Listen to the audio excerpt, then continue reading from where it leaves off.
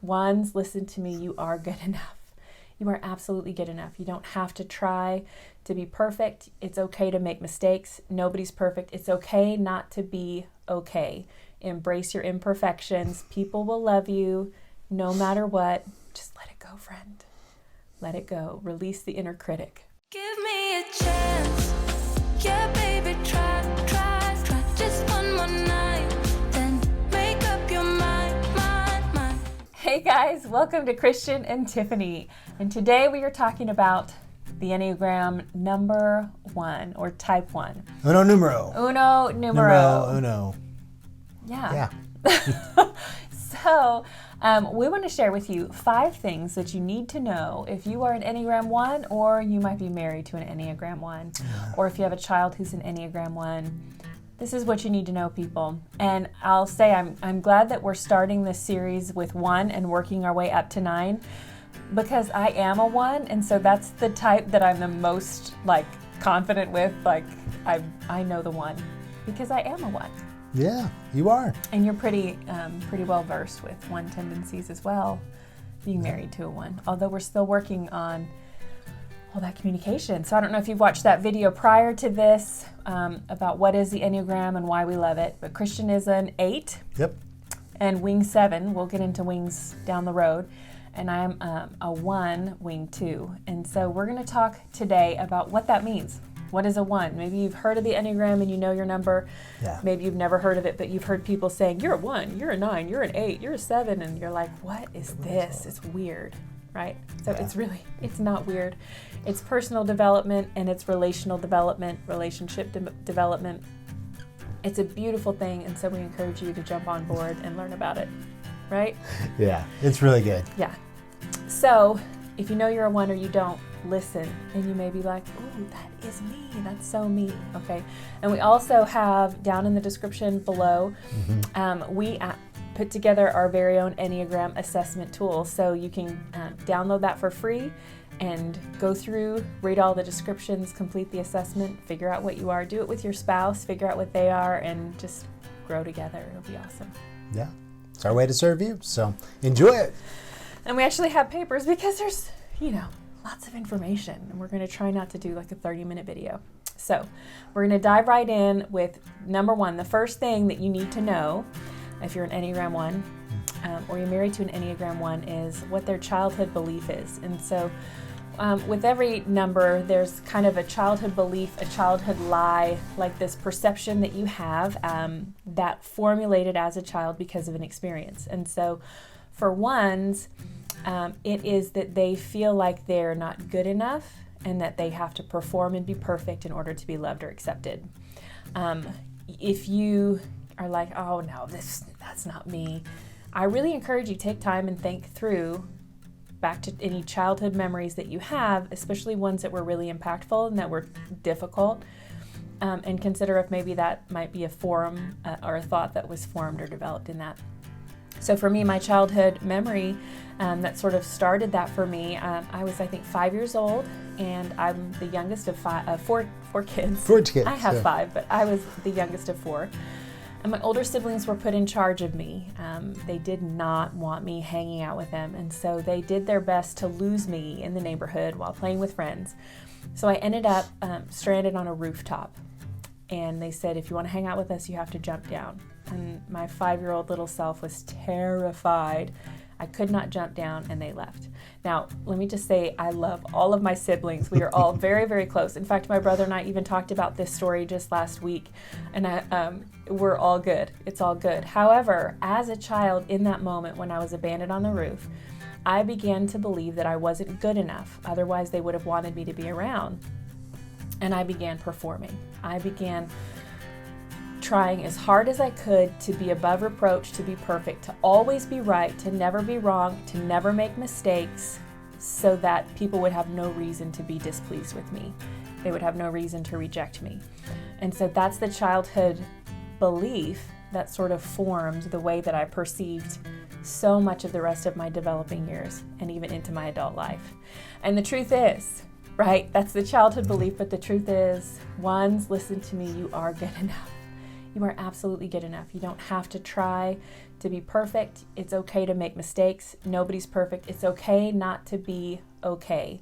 Embrace your imperfections. People will love you no matter what. Just let it go, friend. Let it go. Release the inner critic, right? Okay, Yep. We'll get into this, but yes. All right, so number 2, the number 2 thing that you need to know, Yeah.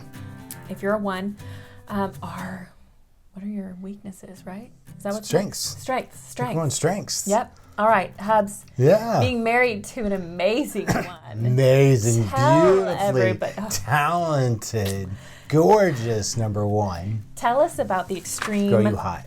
I'm just saying. Oh, babe, thank you. We could spend another 20 minutes on this. Come on now. He's going to tell us about the potential of an incredible one. Yeah. So as we've been talking about, we're developing all of this out in our Enneagram 1. So I actually have what we've been working on, and I'm going to read it a little You're going bit. to just read the notes? I am going to read kind of what we started writing for our Enneagram book. Okay. So healthy ones reflect the goodness of God and can drastically change the environment around them for good. They're easygoing, spontaneous, fun, adventurous, and forgiving. Guided by their conscience and concerned with ethical standards, they quiet their inner critic and focus on the good things in the world. Whatever they deem worth doing, they do well. So that's just a little snippet there.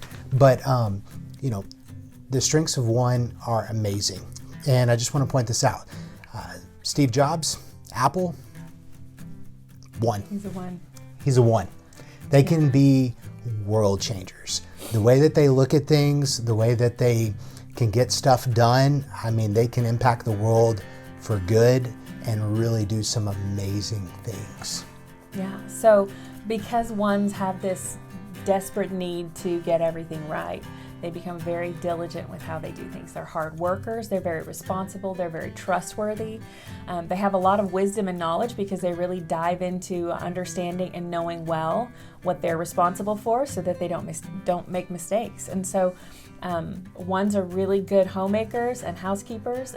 We'll get into stereotypes, but they tend to be very, very clean and very particular about how things go, whether it be in appearance or the way that their desk at work is arranged or how well they maintain their car, all those things. They can be very specific about controlling those small things because they're so diligent about getting it right. And I think, I'm going to save that for stereotypes. So 1s in general are very, very into the right and wrong. Okay, and now we're going to get into some of the weaknesses, because if you have this perception for yourself about exactly what life should be like and what's right and what's wrong, chances are you're going to impose those beliefs and those high standards on other people, and that's where you can really get into a lot of trouble with your relationships, but even with yourself if you're holding yourself to unrealistic standards. So some of the weaknesses of a 1 would be to be overly critical either of themselves and their own performance or being critical of others in their life. You're not doing that right, that's not good enough. A 1 will be the one that'll go behind you and rearrange the dishwasher before they run it because you didn't do it right. They're the ones that's going to take over the job. They're going to take over the entire team project at work because they just feel like they're the best at doing it. They're the only ones that can get it right. They feel like they need this sense of control. Being out of control, not having control, and being vulnerable are very scary things for 1s. And so they do everything that they can to control what they do have within their grasp. And so they can control themselves. They can be very disciplined, very routine, all of those things, but they can also be very strict with their children sometimes, with their spouse. It's a Saturday and the Hubs is like, oh, let's go be spontaneous. And they're like, no, we have to do laundry. We got to do yard work. You were going to paint the house for me. We have all these things that we were supposed to do. 1s love lists, right? And lists are really good. However, sometimes 1s can be dictated by their list and can't seem to move past them or let go of them. Let me see if I'm missing anything else on that one. What I thought was funny was we're discovering that Tiffany is a 1, because at first I wasn't quite convinced, but as we're discovering this process and going through it, we parked the other day, or I think we were talking about parking and parking a little bit over the line, just a little bit, and I was like, that would really bother you, wouldn't it? And she's like, oh my goodness, yes. And I will say the things with 1 I guess from a husband's perspective, just one of the weaknesses, lots of strengths. Just a simple weakness though is I think sometimes what husbands can feel like is nagging isn't. And with the one, you could have cleaned everything and missed this like little spot. And that just is like this blaring, huge red flag. It's not right. It's not perfect. You know, everything was cleaned, but this area. And then all of a sudden they're like, you know, not, hey, you did a great job on the 98%. It's, you saw this 2%. And I think you can do that with your kids too. They're, you know, bringing home 5 A's, but they brought home 1 C. And, you know, a lot of times, not everyone, we're not just generalized, right, would notice the 1 C and be like, well, how can we do better here, right? And they might not hear the 98% that they got well. They just hear the 2% that they got wrong. And that could come across as nagging, although that's not their intention in any way. And so that's been interesting to learn that you can grow in that. Well, when we talk about weaknesses too, what we're talking about is when you're under stress. So when you're not at your best. And you all know when you're stressed out and you're frustrated and you're freaking out, that's when your ugly comes out, right? Oh, yeah. So for a 1, the ugly comes out with being overly critical. We can be manipulative. We can micromanage. We can be extremely judgmental. We can have this "I'm better" kind of mentality. All of these things in attempt to self-preserve. And then the big thing about ones is they have a tendency to stuff the emotions that they feel, because the right thing to do is to just not say anything when they get upset or if they're offended. The right thing to do is to behave and stay calm. So they stuff, and then they get to the point when they're stressed enough that they can't keep everything stuffed in, like a jack in a box, right? They just explode in anger. And so ones have that tendency to just really build up emotional stress and not deal with it. And for example, for me, if I'm really frustrated or stressed or overwhelmed or unsure about something, sometimes I'll just start cleaning the house, and I'll vacuum and I'll put everything up and I'll start wiping the counter and I'll clean, because that's one thing I have control over. And so ones have a tendency to just intensely control what they can when the bigger thing that's bothering them is just out of their control. Our son just broke his arm this week, like 3 days ago. And we iced it, we elevated it, and I was waiting for Christian to call me to tell me which hospital to take him to. So what did I do in those few minutes while I was waiting for Christian to call me back? I made a flower arrangement. I was putting flowers. I mean, I had to control something. I couldn't stop my son's pain. I'd already given him medication.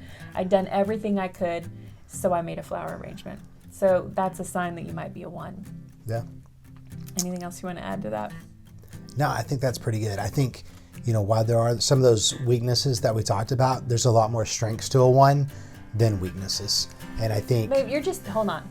You're saying that because you're my husband and I love you for it, but every single one of these numbers that we're going to discuss have equal amounts of ugly and equal amounts of good. And the thing that I love about the Enneagram is that you're going to find yourself anywhere within that range of unhealthy, average, and healthy on any given point of the day.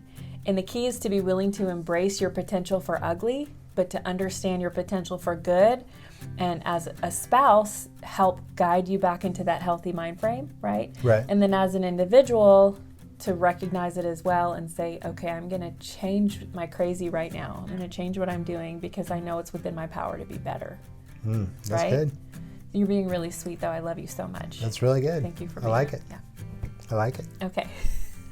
All right. The stereotypes of ones. I feel like a lot of the Enneagram stuff we've been studying lately, they really kind of go into these stereotypes of all the numbers that I feel like aren't very realistic and will turn people off and say, oh, well, that's not me, right?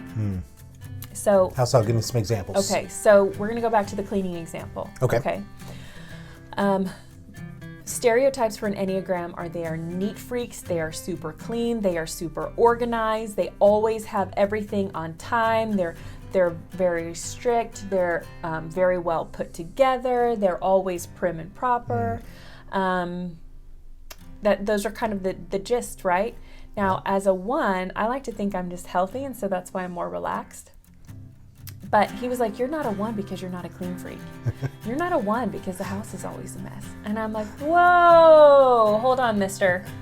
Hold on, mister. What do you mean the house is a mess? Do you not see the clean floor? And he was like, do you not see the dusty fan? Do you not see the baseboards that haven't been wiped in a year? And I'm like, who sees the baseboards, right? So here's the thing. As a 1, your level of neat freak or obsessive behavior right or wrong. Your standard, your level of right or wrong is all very, very different and dependent on your own upbringing. For me, I am a lot cleaner in my life today as a homemaker than I was in my life as a child growing up. I'm a lot cleaner than my family was growing up. So I have improved and I have grown in that. Now, Christian grew up in a very clean home where they steam mopped the floor like at least... I don't know about steam mop the floor, but that's funny. I feel like they're very... We used a lot of Windex. Yeah. He grew up in a home that was always very clean and pristine. And so for him, he feels like our lifestyle is a little bit dirtier than what he grew up with. And for me, my lifestyle is a lot cleaner than what I grew up with. So he's like, you can't be a 1 because you're messy. And I'm like, you should have seen how I was raised, dude. Like, this is clean, you know? We just didn't care growing up. We were like, whatevs, you know? Whatevs. That's good. All right, so don't be turned off by those stereotypes. Really take time to dig into researching your number. Yeah. For me, what really shocked me is what she just said is the level of right and wrong. Mm-hmm. I pinned 1 as the stereotypical, like she said, neat freak. Everything's in line, everything's in order, up at 4 a.m. Each meal has to have a protein, a carb, and, some kind of vegetable in it, and, all these things that you read about the 1s. And I think as we explored, as Tiffany alluded to, that it's not just that, it's your level of right and wrong. Individual. Yeah, so it really breaks it down individual, which was good for me to see. Mm-hmm. And what sets the 1 apart from a lot of the other numbers too is that we are very much guided by an inner guide. Our inner perception, our inner standards, our inner critic, our inner morality, our inner right and wrong. Whereas a lot of the other numbers are influenced by what other people think and feel. Oh, I need to do what they think is right. For us, we have to do what we think is right in this invisible standard, even if it hurts other people, because to us, this is life or death. If we're failing here, then we're failing. Like if we don't meet that inner standard, and our standard is different, everybody's different. Oh yeah, we can be really different. But we're also very intent ones on growing. We want to grow. There are times when I am like nailing the protein, carb, vegetable meal planning, nailing it. And then there are times when I'm like, cereal for dinner, folks, line up, Grace, there's grace. Okay, last thing, which kind of we already talked about, was how to relate to a 1.